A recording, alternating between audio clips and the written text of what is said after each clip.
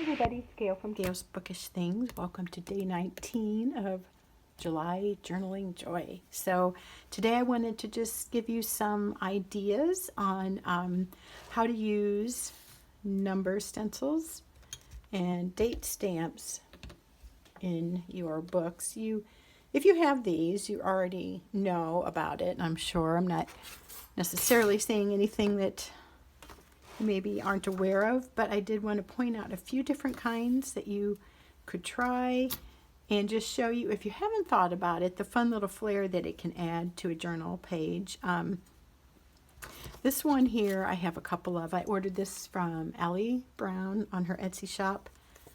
I don't know if that's still a thing, but I liked this size. I had also found one on Amazon that was longer, but I don't think that one's being made anymore. The numbers were the same size, but it was more of a oblong shaped stencil. This one I got off of eBay, and that's when I was in my desperate search for this. So I settled for this, and it's cute because the letters are kind of rugged looking or like aged looking, because there's all sorts of little like tear or irregularities in it. Sorry, there's quite a glare there from my lamp. I don't really care for using this too much because my spongy dauber thing gets caught on that. It doesn't go on very easily.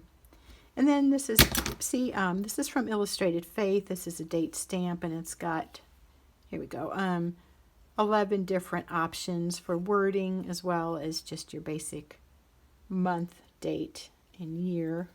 This one goes up to like 2025, so my daughter bought that for me a few years ago, one of my daughters. And then this one just cracks me up. This is just like so huge, it's hilarious. I forget what that stands for. If you know, please comment below, but I just bought this off of, I want to say I just got it off of Amazon. It wasn't real cheap, but I love using this. It's pretty durable. I mean, it's pretty hefty thing here. It just cracks me up though. It's so monstrous. It looks absolutely ridiculous, but the letters or numbers that it makes, letters and numbers, look really cool. Let me show you what some of those look like. So this big old hefty thing creates date stamps that are this size. So, you know, under an inch. And then these, obviously, let's go with this. I stamped these ahead of time last night. And then this little guy, very much more portable if you're going anywhere with your journaling, makes something like that. I love stamping my journals and also in Bible journaling. Occasionally I've used them in my planners, but I just like that look that a stamped number or words provides. The problem with me doing that is I tend towards quick and easy. So if I have to get out any extra things to do something, I tend to go with what's easy, especially if I'm just like journaling. If I'm trying to create a nice Bible art page, I will probably take the time to do the stamping, but on a daily basis, it feels a little cumbersome to me. Although I like the effect quite a bit. This is probably my favorite thing to use. Well, I guess I don't really have a favorite. Let me just say this is my least favorite. The others I like. And then this one I ordered thinking I was getting something much smaller, and as you can see, it's rather huge. Let's see, it's a 7 by, what is it? Is that square? 7 by 6. I was pretty sure that what I read in the description described a much smaller thing, and then this came and I told them that, and they just had me keep it, which was nice of them. But really I had wanted something much more compact that was like this size that could fit in a journal. These I usually keep in the front of the journals in which I most use them. So it's real handy. I'll typically outline with my Sharpie marker if I'm using this, and then maybe color it in later with a colored pencil or a marker. Sometimes I'll just go over it with whatever ink I'm using. So I just wanted to show a few examples.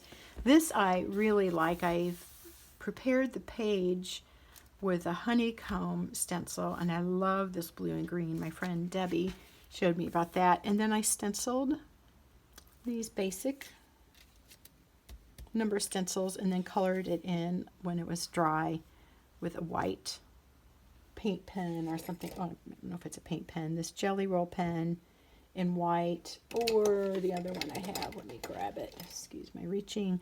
Or this Uniball Signo. I think these both work really well. I don't know that I have a favorite. I've had good luck with both of them in different kinds of settings, depending on what kind of paper I'm using. I did this one last fall. I just did the whole month because this is just like a daily journal, so I just wanted to have fun with the stencils. So I took, I actually don't have that one in front of me, but I have a letter stencil that I think I got at the dollar store or maybe Joann's.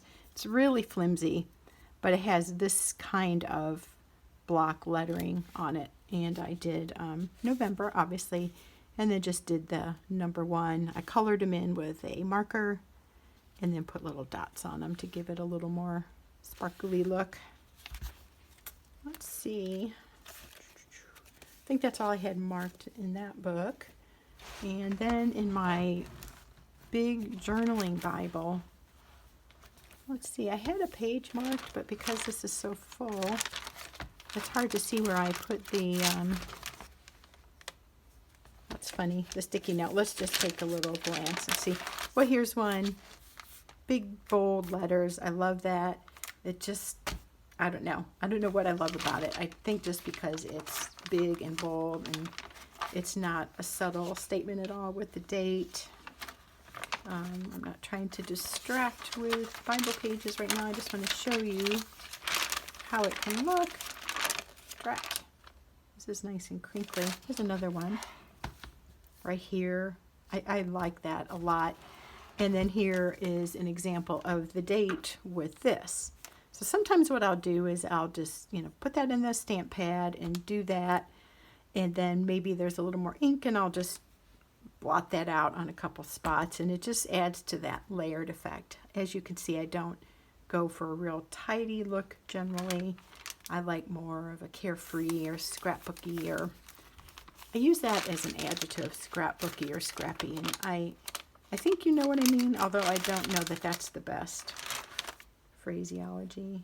I'm sorry I lost the main thing I wanted to show you, but anyway, you get the idea. It's a great embellishment. It works really well when you have a ton of room, but I like to do this too in my normal journaling Bibles, and also just using this all the time in my daily journaling. Sometimes I'll just write it out with my Sharpie, but oftentimes I use this to point out just a specific day.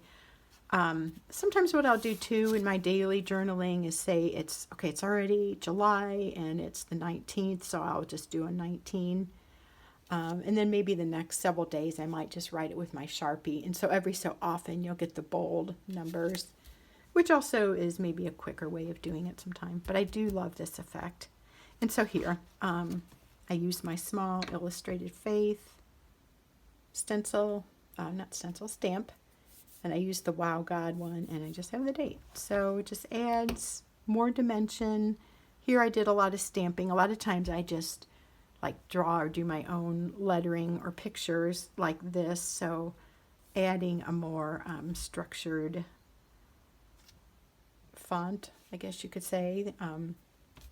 It's uniform. It's like professional because it is. It's a stamp. I like that contrast with more of the freehand stuff. I think that's what I'm trying to say. Anyway, yeah, I think I'll stop with that. So I just want to encourage you to use your number stencils, use your letter stencils. They add a fun dimension to your journaling. This is just a small sampling of what I have. This I keep on display on my ink shelf because I really don't use it too often. Like I said, those little thingies are sharp and they grab the sponge dauber and kind of shred it, it seems like to me. So that's all. I hope that's motivational. get out those number stencils, those letter stencils, and have fun. I enjoy them when I take the time to do them, but like I said, this is a standard. Use that all the time. Okay, that's all. Talk to you soon. Bye.